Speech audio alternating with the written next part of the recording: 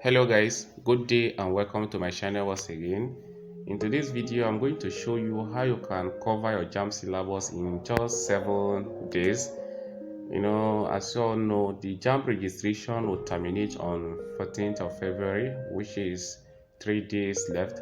So if you are yet to start preparing, this is the right time for you. As Jamb is not an exam that you need to wait till it is time for examination before you start preparing. This is the right time for you to start the preparation now. So in this video, I'm going to show you how to cover Jamb syllabus in 7 days. For those of you who have been preparing for all this while, after you have successfully registered for Jamb, what you need to do now is to start doing revision on your books. You have to go back to the one you have studied so far. You have to go through them again so that you can remember everything. Now let us start. How do you cover Jamb syllabus in 7 days? If you check Jamb syllabus, whether in chemistry, physics or maths, all of the topics you study in secondary school are mentioned there, and you know how hard it is to cover those topics. But worry not, if you are very smart, there are ways you can cover Jamb syllabus within a short period of time, and here I'm going to show you. So if this is your first time of coming to my channel, consider subscribing. In my previous videos, I posted a video relating to 15 most repeated topics or most repeated questions in chemistry, and also biology, physics, and mathematics. So here is what you should do when there's no time for you to cover your Jamb syllabus again. You have to go to my previous video and search for the 15 most repeated topics in various subjects that I did.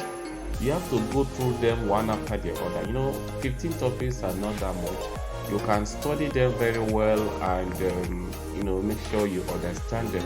For example, this chemistry, if you go to the 15 most repeated topics in chemistry, you will see topics like energy equilibrium, balancing of chemical equation, metals and their compound, non-metals and their compound, separation techniques, and so many of them.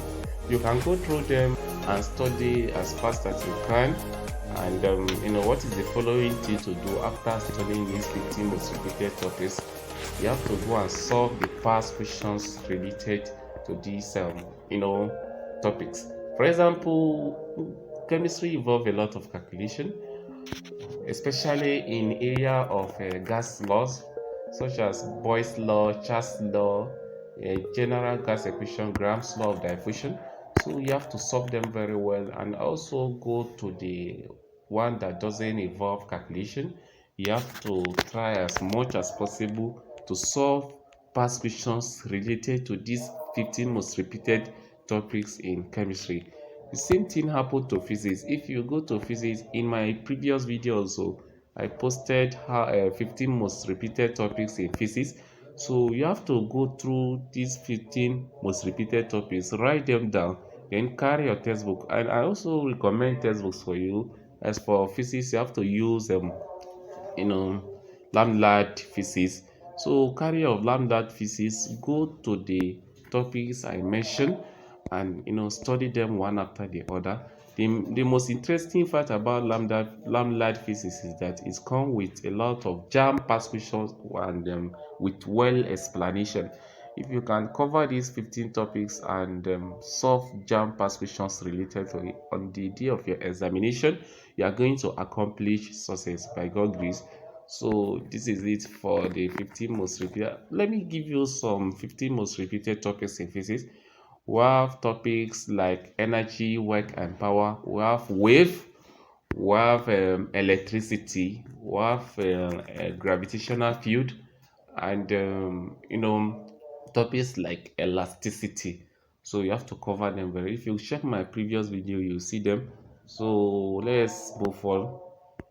And what you need to do is to solve Jamb past questions related to them as explained earlier.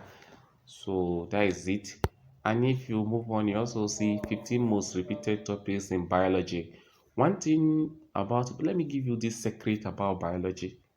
For you to be effective in biology, it's not even necessary to cover all the syllabus.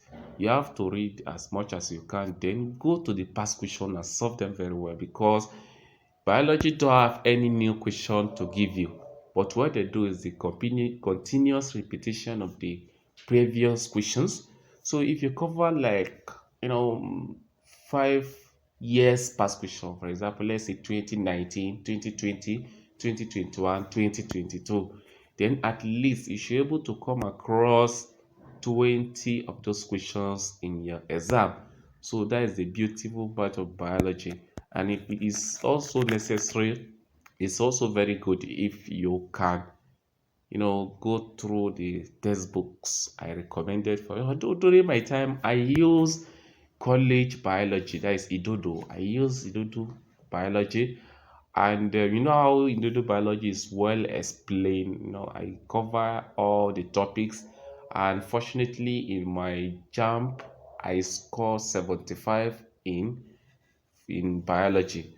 So this is how it is. And because this, yeah, I've spoken about it. Go and solve the past questions related to biology.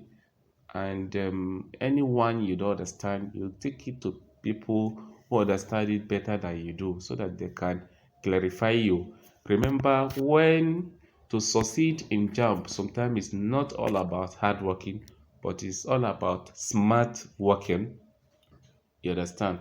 Don't go through long process and stress yourself, but you can follow short processes and arrive at your destination without much effort. So this is it, and this is what I have for you today. Have a wonderful day.